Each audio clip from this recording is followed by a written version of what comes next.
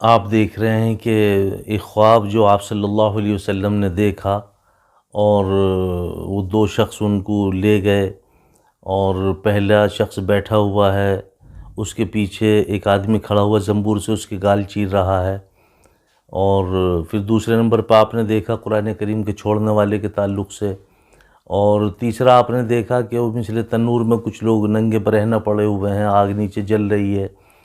تو چوتھا تھا کہ ایک خون کی نہر ہے، اس کے بیچ میں ایک آدمی کھڑا ہوا ہے اور وہ نکلنے کی کوشش میں ہے، تو کنارے پہ ایک آدمی کھڑا ہوا ہے جس کے ہاتھ میں ایک بھاری پتھر ہے، وہ اس کے منہ پہ مارتا ہے کہ وہ بجائے نکلنے کے پھر اپنے بیچ نہر میں چلا جاتا ہے۔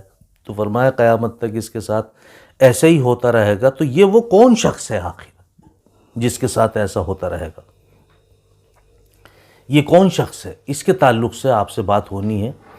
تو آپ سمجھ لیں کہ یہ وہ شخص ہے جو سود خور ہے، یعنی جو بیاج لیتا ہے۔ اللہ ہم سب کی حفاظت فرمائے۔ آج ہیلے بہانوں سے بیاج لیا جا رہا ہے، ہیلے بہانوں سے بیاج لیا جا رہا ہے۔ نماز پڑھ رہے ہیں، نماز کے نشان بھی ماتھے پہ ہیں، اور تسبیح ہاتھ میں ہے۔ پتہ لگا ایک آدمی پہنچا، اس نے کہا بھئی ہمیں 1-2 لاکھ روپے کی ضرورت ہے۔ بھئی میرے پاس تو ہے نہیں، تو اپنی چاچی سے پوچھ لے جا کے، اگر ہوں تو اس پہ ہوں تو ہوں، ورنہ میرے پاس تو کوئی انتظام ہے نہیں۔ پتہ لگا چاچی کے پاس گئے، چاچی سے پوچھا، چاچی 2 لاکھ روپے چاہیے ہمیں تو 2-4 مہینے کے لیے۔ چاچی کہہ رہی دیکھ بھیا تو 2 لاکھ روپے لے لے، لیکن مجھے پتہ نہیں اب تو کیا کام کرے گا کیا نہیں کرے گا، مجھے تو 10,000 روپے دیتا رہیو نفع کے۔ ہاں میں تیرے چاچے سے پوچھ لوں گی، بغیر پوچھے میں تجھے دے دوں گی، چل کوئی بات نہ۔ یہ سب کیا ہے؟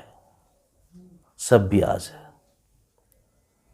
ہاں اگر آپ اس میں ساجھا رکھیں، گھاٹے میں نفع میں آپ برابر کے شریک رہیں تو ٹھیک ہے، اور اگر آپ برابر کے شریک نہیں ہیں تو پھر یہ بیاج ہے۔ بیاج کا لینا بھی حرام، دینا بھی حرام، مشورہ بھی، لکھنا والا بھی، سارے کا سارا ایک ہی ہے۔ جیسے شراب کا پینا، پلانا، لانا، لے جانا، یہ سارے کے سارے ایک ہی دائرے میں آتے ہیں، اسی طرح سے بیاج کا لینا، دینا، مشورہ، سارے کا سارے ایک ہی دائرے میں ہے۔ اس لیے میرے بھائیوں آپ خود سوچیں کہ یہ کتنی بڑی لعنت ہے۔ حرام لقموں سے تو اللہ سے حفاظت مانگنی چاہیے، یہ اللہ تو ہماری حرام لقموں سے حفاظت فرما، کیونکہ دعا کی مقبولیت میں لقموں کا بہت بڑا دخل ہے۔ یہ دعائیں قبول نہیں ہوتی، اس میں حرام لقموں کا بہت بڑا دخل ہے۔ دعاؤں کی مقبولیت میں حلال لقموں کا بہت بڑا دخل ہے۔ ہم کیا کھا رہے ہیں، کہاں سے کھا رہے ہیں، ہمیں اس پہ توجہ دینی چاہیے۔ حرام لقموں سے حفاظت مانگو، اللہ ہم حرام لقموں سے حفاظت چاہتے ہیں، ہماری حفاظت فرما۔ اللہ تو اللہ ہے، حفاظت عطا فرما دیں گے۔ لیکن کوئی آدمی ہیلے بہانوں سے اگر بیاج کو حلال کرنا چاہے اپنی مرضی سے، تو کیا آپ کی مرضی کا نام شریعت ہے؟ کسی کی مرضی کا نام شریعت ہے؟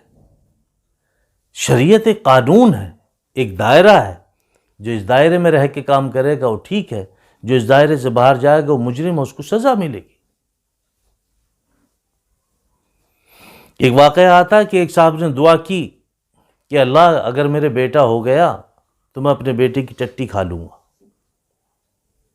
بہت زمانے پہلے میں نے کہیں پڑھا تھا اسے، یا کسی معتبر آدمی سے سنا تھا۔ بہرحال تو اللہ سبحانہ وتعالی نے اس کو بیٹا عطا فرما دیا۔ پریشان کہ بیٹے کی ٹٹی کا مسئلہ ہے، کیا کرے؟ گئے معلومات کی، پتہ چلا کہ کوئی بات نہیں، ہاتھ پہ روٹی رکھو، روٹی پہ دال رکھو، کسی سود خور بیاج یا بیاج خور کی دیوار کے سائے میں بیٹھ کے روٹی کھا لینا، بس سمجھو کہ آپ نے اپنے بیٹے کی ٹٹی کھا لی۔ اس سے بڑا اور گناہ کیا ہو سکتا ہے؟ اور سنیں حدیث ہے اس کے متعلق، بیاج کا 1 درہم، بیاج کا 1 درہم کھانا ایسا ہے جیسے اس نے اپنی ماں سے 36 مرتبہ زنا کرنے کے برابر ہے۔ اپنی ماں سے، اپنی والدہ سے زنا کرنے کے برابر ہے، 36 مرتبہ زنا کرنے کے برابر ہے۔ اور اس سے زیادہ کیا ہو سکتا ہے؟ آج آپ دیکھیں لوگ کیسے کیسے ہیلے بہانوں سے پیسہ کما رہے ہیں۔ دنیا جب دل میں اتر جاتی ہے تو آخرت کی فکر ختم ہو جاتی ہے۔ جہاں جس دل میں آخرت کی فکر ہو وہاں اس کے دل سے دنیا نکل جاتی ہے۔ دنیا تو بقدر مقدر ہے، مل کے رہے گی۔ دین بقدر مشقت ہے، اس کو سیکھو گے تو آئے گا، نہیں سیکھو گے تو نہیں آئے گا۔ دین سیکھنے سے آئے گا، دینداروں کے پاس بیٹھنے سے زندگی میں دین آئے گا۔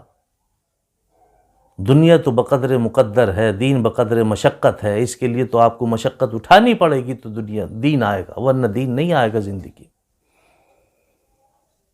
اور مزید آج تو دینداروں کا مذاق اڑانا، دینداروں کی برائیاں تلاش کرنا، عیب جوئی کرنا، یہ نصب العین بنتا جا رہا ہے۔ خود سارا دن ساری رات گناہوں میں ڈوبا ہوا رہے تو کوئی بات نہیں، لیکن دیندار کی ذرا سی غلطی بھی اگر نظر آ جائے تو بس اس کو ہتھیلی پہ لیے پھرتے، اور میاں صاحب وہ فلانے صاحب دیندار بنے پھرتے، یہ ہے ان کے ساتھ میں الامان والحفیظ۔ یہ تو مومنانہ شان بھی نہیں ہے۔ مومنانہ شان یہ ہے کسی کے اندر 99 برائی ہو اور ایک اچھائی ہو، اس کی 99 برائی پہ پردہ ڈالا جائے اور ایک اچھائی کو ہتھیلی پہ رکھا جائے، یہ ہے مومنانہ شان۔ یہ مومنانہ شان نہیں کسی کے اندر 99 اچھائی ہو اور ایک برائی ہو، اس کی 99 اچھائی پہ پردہ ڈالا جائے اور ایک برائی کو ہتھیلی پہ رکھا جائے، یہ مومنانہ شان نہیں ہے۔ آپ خود ڈوب رہے ہو۔ سوال جو ہوگا اس بات پہ ہوگا، فیصلہ جو ہوگا اس بات پہ ہوگا تم نے اس کو برا کیوں کہا، فیصلہ اس بات پہ نہیں ہوگا تم نے اس کو اچھا کیوں کہا۔ تمہیں گمان اچھا رکھنا چاہیے، گمان خراب کر رکھے۔ عقائد کا درست ہونا بہت ضروری ہے۔ عقائد ہمارے درست نہیں ہیں، عقائد سے ہم بکھرے پڑے ہیں۔ ہمارے سوال وہ ہوں گے جو قیامت کے دن اللہ سبحانہ و تعالی سوال کرتے ہیں، ہم لوگوں سے سوال وہ کرتے ہیں۔ جو انسانیت کے سوال ہے وہ ہم نہیں کرتے۔ آپ خیریت سے ہیں؟ اور آپ کے بچے کیسے ہیں؟ ماشاءاللہ کاروبار کیسے چل رہا ہے؟ اور پریشانی تو نہیں ہے؟ یہ انسانیت کے سوال ہیں، یہ خدائی سوال ہیں۔ آپ بریلوی ہو، دیوبندی ہو، شیعہ ہو، سنی ہو، یہ تو اللہ کے سوال ہے، اللہ کریں گے۔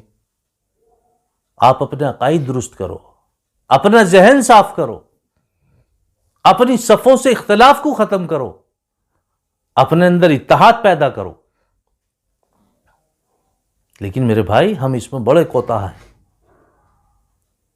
انسان تو خطا ہی خطا ہے، صرف اللہ سبحانہ و تعالی عطا ہی عطا ہے۔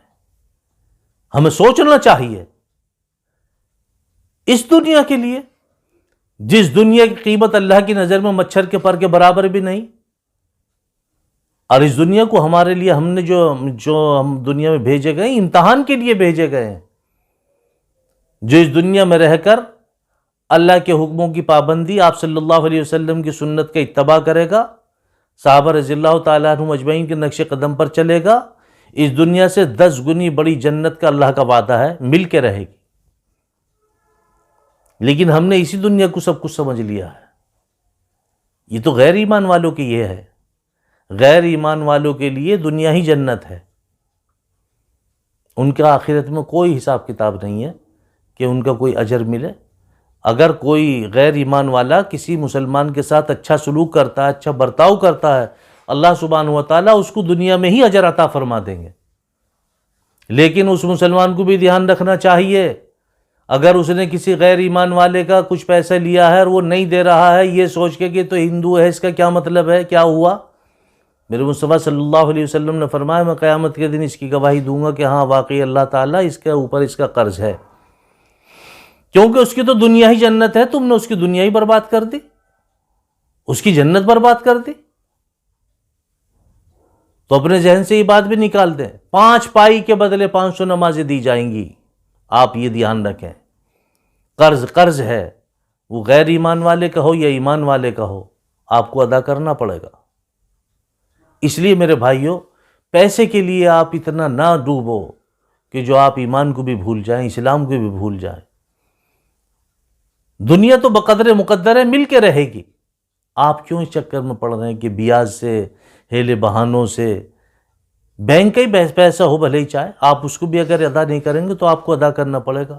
یہ آپ اپنا ذہن صاف کر لیں کہ یہ تو پیسہ بینک کا ہے، حکومت کا ہے، ہمارا حق ہے۔ نہیں، غلط ہے، قرض ہے۔ میرے مصطفیٰ صلی اللہ علیہ وسلم نے فرمایا الوعدۃ الدین، میرے مصطفیٰ صلی اللہ علیہ وسلم نے فرمایا کہ وعدہ قرض ہے۔ وقال النبی صلی اللہ علیہ وسلم الوعدۃ الدین، اور فرمایا نبی کریم صلی اللہ علیہ وسلم نے کہ وعدہ قرض ہے، اسلامی وعدہ ہونا چاہیے، اسلامی وعدہ ہونا چاہیے۔ تو میرے بھائیو سوچو کہ ہم کہاں سے کما رہے ہیں اور کس کو کھلا رہے ہیں، آپ کیسا بو رہے ہیں؟ آپ جیسا بوئیں گے ویسے ہی تو کاٹیں گے۔ اللہ ہم سب کی حفاظت فرمائے۔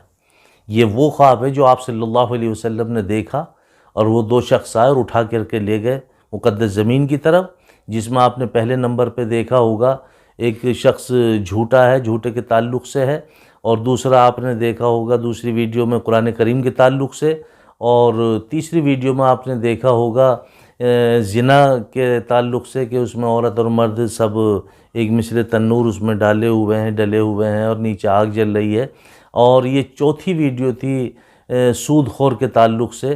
تو مجھے یقین ہے کہ آپ کے ذہن میں آ گیا ہوگا کہ بیاج کتنی بڑی لعنت ہے، یعنی بیاج کا ایک درہم جو کھانے سے یوں آیا ہے کہ ایسا جیسے کہ اس نے اپنی ماں سے 36 مرتبہ زنا کرنے کے برابر ہے۔